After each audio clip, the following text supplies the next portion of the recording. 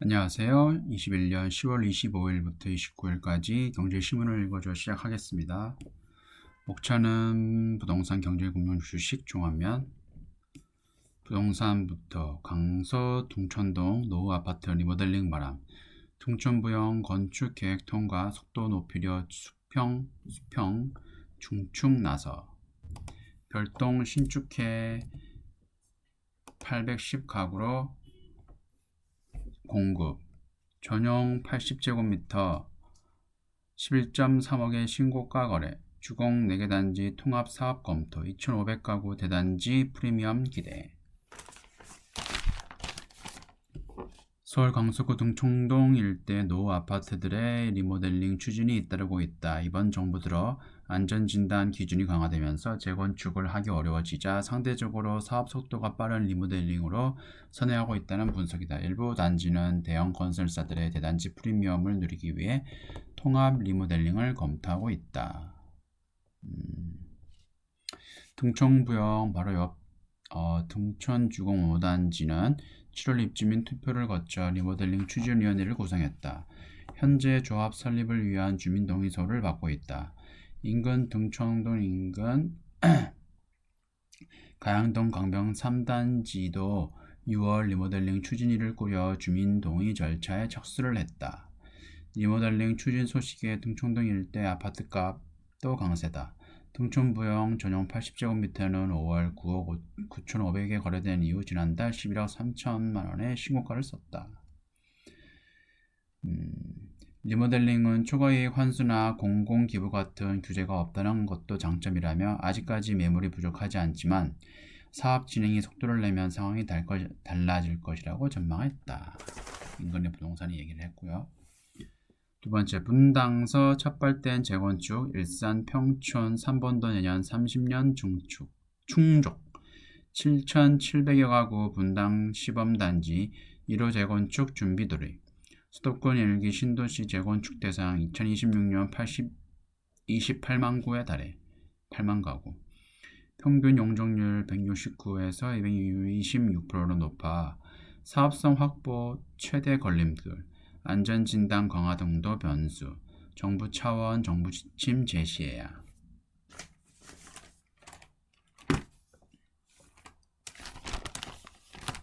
일기 신도시 중 가장 먼저 준공, 설원도를 맞은 경기 성남시 분당 시범단지가 재건축을 추진한다. 일산 평촌 3번은 내년 중동은 2023년이 되면 준공 30년을 맞아 재건축 인원에 다다른 단지들이 나오기 시작한다. 2026년에는 재건축이 가능한 일기 신도시 아파트가 28만 가구에 이를 전망이다. 이들의 재건축을 허용할지 정부 차원의 고민과 청사진이 필요하다는 목소리가 높아지고 있다. 1989년 발표된 일기 신도시는 수도권 주택난을 해소하기 위해 조성됐다. 3조 호황으로 시장의 유동성이 증가한 데다 1988년 서울올림픽까지 개최되면서 서울 집값이 급등했던 때다. 노태우 정부는 분당과 고양 일산, 안양 평촌, 부천 중동, 군포 3번 등 서울과 인접한 경기지역 5곳에 신도시를 조성해 서울 인구를 분산시켰다. 정부 주도로 택지를 조성한 뒤 민간에서 토지를 매입해 아파트를 분양하는 방식으로 개발이 이뤄졌다. 이 방식은 2기, 3기 신도시에도 그대로 적용되고 있다. 계획 인구가 총 116만 명에 달하는 1기 신도시는 1991년 9월 분당 시범단지로부터 입주를 시작해 당시 폭등하던 서울 주택가격 안정에 기여했다. 분당에는 94,600가구 규모의 아파트가 들어섰다. 재건축과 리모델링 모두 규제가 많아 일기 신도시 정비 사업의 사업성을 확보하기 쉽지 않다는 분석도 나온다. 일기 신도시는 용적률이 높은 고층 아파트가 대부분이어서 재건축 시 추가 용적률 확보를 통해 분양 가구 수를 늘려 수익을 내는 데 한계가 있다. 1호 재건축을 추진하는 분당 시범단지의 경우 최고 30층의 단지별 용적률은 187에서 202% 수준이다. 성남시는 주거지역 최고 용적률 상한선을 280%로 정해놓고 있다. 기존 용적률이 높으면 재건축 후 기존 집보다 작은 집을 받을 수도 있다. 여기에 안전 진단 강화, 초과이익 환수 등 각종 규제로 재건축을 막는 걸림돌이다. 전문가들은 수도권 주택시장 안정을 위해 일기 신도시 정비 사업과 관련한 특별법이나 지구단위 계획 등 장기적 종합적인 계획이 나와야 한다고 입을 모으고 있다. 개별 단지별로 정비 사업이 이루어지면 인구 변화 등도 맞춘 효율적인 도시 계획을 짜기가 어렵다는 지적이다. 서진영 대한부동산학 회장은 일기 신도시 정비 사업 활성화는 서울 집값 안정을 위한 가장 확실한 카드가 될 수 있다며 재건축이든 리모델링이든 정부가 제대로 된 가이드라인을 제시해야 할 것이라고 강조했다.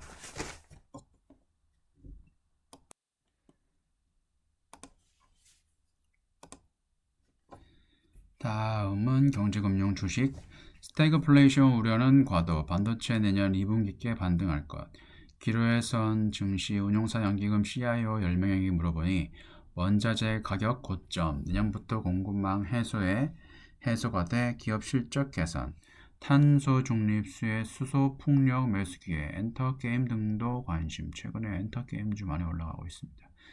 풍력 같은 경우에는 중국 주식의 금풍과기, 한국은 CS윈드, 상강 M&T 여러 가지 업체가 있고요. 많이 올랐고, CS윈드는 최근에 좀 조정을 받고 횡보 중이고요. 수소 같은 경우에는 우리나라는 두산퓨얼셀도 있고, 그다음에 상하프론테크 있고, 일진하이솔루스 있고, 여러 가지 업체가 있습니다. 다음에 네 번째, 철강 등 경기민감주 단기 급등한 2차전지 리스크 관리 필요.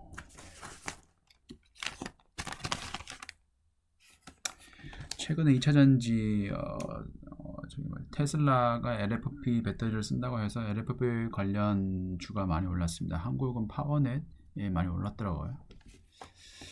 자, 내용 시작하면 국내 증시가 수개월째 박스피를 벗어나지 못하고 있는 가운데 주요 운용사 연기금 최고 투자 책임자 CIO들은 내년 상반기에 다시 계획 올 것이라고 입을 모았다. 세계 각국의 위드 코로나 정책 시행과 함께 공급 병목 현상이 완화되면 스태그플레이션에 대한 우려가 꺾일 것으로 전망했다. 스태그플레이션은 경기 침체 속 물가 상승을 의미하는 거고요.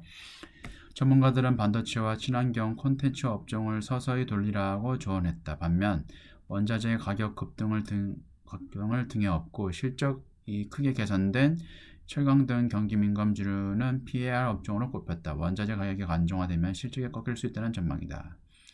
내년 상반기에 다시 기회할 것. 24일 한국경제신문 주요 10개 운용사 연기금 CIO를 대상으로 증시 향방에 대해 설문조사한 결과 내년 1분기, 늦어도 2분기께 반도체 업종의 반등과 함께 지수 상승을 예상하는 이들이 많았다. 업계에선 반도체 업황 사이클이 내년 하반기께 다시 반등할 것으로 보고 있다. 안종환 BNK 자산운용 부사장은 내년 하반기까지 대량하여금 약세를 지속하다가 반등을 시도할 것이라며 주가는 업황을 한 분기 정도 앞서 반영하기 때문에 여름부터 주가가 올라갈 가능성이 크다고 분석했다. 유가증권 시장 시가총액의 약 20%를 차지하는 반도체 대장주가 반등을 시도하면 지수도 따라서 상승할 수 있다는 전망이다. 최근 주식시장을 주누르는 스태그플레이션에 대한 우려는 과도하다는 의견이 많았다. 송태우 하나자산운용 글로벌 주식본부장은 원자재 가격 상승과 물류 대란으로 기업의 이익 증가율이 하락하고 있지만 이는 일시적인 현상이라며 위드 코로나와 함께 내년부터 글로벌 공급망이 서서히 정상화되면서 기업 이익도 견조한 증가세를 보일 것이라고 말했다. 다음 달 테이퍼링, 내년 미 금리 인상을 앞두고 있는 가운데 통화 긴축 정책이 증시에 미칠 영향도 크지 않은 전망이란다. 고영동 미래에셋 자산운용 주식운용 1본부장은 테이퍼링에 대한 우려는 이미 시장에서 어느 정도 소화된 상태라고 진단했다. 전문가들은 친환경과 콘텐츠 업종 비중을 늘리라고 제안했다. 상승이 되는 분야를 묻는 항목 가운데 10명 중 6명이 친환경 분야를 꼽았다. 글로벌 주요 국가가 2050 탄소 중립을 선언하면서 대규모 친환경 인프라 투자가 이루어질 것이라고 설명했다. 구 본부장은 오는 31일부터 열리는 UN 기후변화 당사국 총회를 앞두고 세계 각국의 다양한 지원 정책과 제도를 내놓을 것이라 예상했다. 특히 수소와 풍력 관련주는 지금 매수하기 좋은 기회라고 강조했다. 6명의 미디어, 엔터테인먼트, 게임 등 콘텐츠 업종을 추천했다. 6명은. 국내 콘텐츠 기업은 이제 글로벌 시장에서 경쟁할 체력을 갖췄다고 평가했다. 인플레 수혜주는 피하라고 하네요. 심지어 한국투자 신탁운용 주식채권 운용총괄은 당분간 스태그플레이션 우려와 함께 위드 코로나 이후 기업 활동 정상화에 대한 기대 등이 뒤얽히는 장세가 지속될 것이라고 전망했다. 다음 국제면, 종합면. 잭도시 초인플레 온다. 옐런 내년엔 진정된다. 아인혼 인플레 더 악화될 것 아이칸. 돈 찍어내다 대가 치러. wil가 거물들 수차례 위험 경고. 파월 의장 등 미 정부 인사들이 여전히 일시적인 현상 낙관. 잭도시는 트위터 CEO고요. 예, 극과 극으로 물가 전망이 달랍니다. 월스트리트저널 헤지펀드 거물 데이비드 아이론, 행동주의 투자자 칼 아이칸, 트위터 창업자 잭도시, 최근 일주일간 미국 정부의 통화정책에 경고 목소리를 높인 이들이다. 도시는 세계가 인플레이션을 넘어 하이퍼 인플레이션에 진입할 것이라고 했다.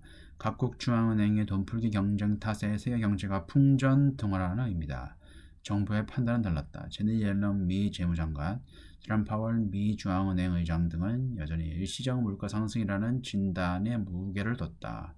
얼마 전에 제롬 파월은 일시적이 아닐 것이라고 얘기를 했는데, 무너진 공급망이 회복되고 급격한 소비 수요가 진정되면 물가도 안정될 것이라 내다봤다. 미 경제 상황을 두고 정부와 시장이 엇갈린 목소리를 내고 있다는 지적이 나온다.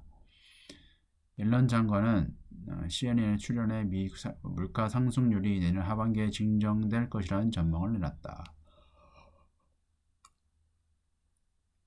정부와 달리 민간 기업 등에선 강한 위기 경보를 울리고 있다. 미 시장조사 기관 IRI에 따르면 미국의 소비재 물가 지수는 이달 초 모든 항목에서 100 이상을 유지했다. 강한 오름세라는 의미다. 월스트리트저널의 채권왕이라 불리는 제프리 건들락 치어 경영자도 CNBC와의 인터뷰에서 내년 물가 상승률이 4% 아래대로 떨어지지 않을 것이라고 예상했다. 심각한 거예요. 자, 두 번째, 주가 100% 상승, 비트코인 10배 폭등, 근로 의욕 꺾였다. 비트코인이 없네. 작년 3월 이후 자산 가치 급등, 서빙 직원, 버스 기사 등 귀해져. 글로벌 기업은 임금 전쟁, 아마존 최저임금 18불로 높여, 입사하면 보너스 회사도 많아, AI 서비스 혁명 가속화될 수도. 캐나다 북부 항구 도시 본에 있는 한 음식점 지난달 베스트셀러 메뉴인 칼라마리 오징어 튀김 메뉴판에서 지웠다. 일손 부족으로 손이 많이 가는 메뉴를 감당할 수 없어서다. 영국 양돈협회는 이달 초 소비자 식탁에 오르지 못하고 도살되는 돼지가 최대 12만 마리에 이를 것이라고 했다. 올해 성탄절에 크리스마스 트리와 칠면조리를 볼 수 없을 것이라는 전망도 나온다. 극심한 인력난이 선진국들의 연말 풍경을 바꾸고 있다. 코로나19 사태로 열탈을 떠난 사람들의 복귀가 늦어지면서다. 무너진 공급망을 회복하기까지 시간이 더 걸릴 것이라는 예상이 많다. 농축산물 생산업부터 지식 기반 산업까지 모든 분야로 번진 인력난이 세계 경제를 위협하고 있다.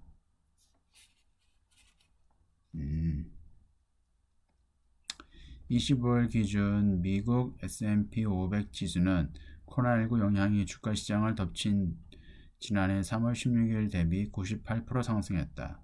같은 기간 주택 가격은 23%, 비트코인 가격은 1074% 뛰었다. 경기 부양을 위해 돈을 찍어내면서 자산 가치는 문둥이처럼 불었다.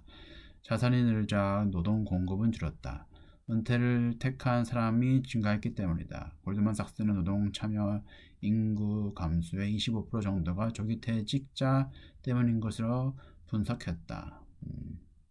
양질의 인력을 구하기 위해 기업들은 임금 전쟁에 돌입했다. 아마존은 지난달 근로자 최저임금을 시간당 18달러로 높였다. 미래 전망과 관련돼 팬데믹 경제가 끝나면 회복될 것이라는 낙관론이 우세하지만 수년간 쌓인 구조적 문제가 드러나기 시작했다며 위기론도 지지받고 있다. 로봇 등 자동화 시스템을 지원하는 기업들이 늘어날 것이라는 전망이 나온다. 키오스크 같은 게 많이, 키오스크 관련주도 많이 오르겠네요. 이번 주는 여기까지고요. 지금까지 시청해 주셔서 감사합니다.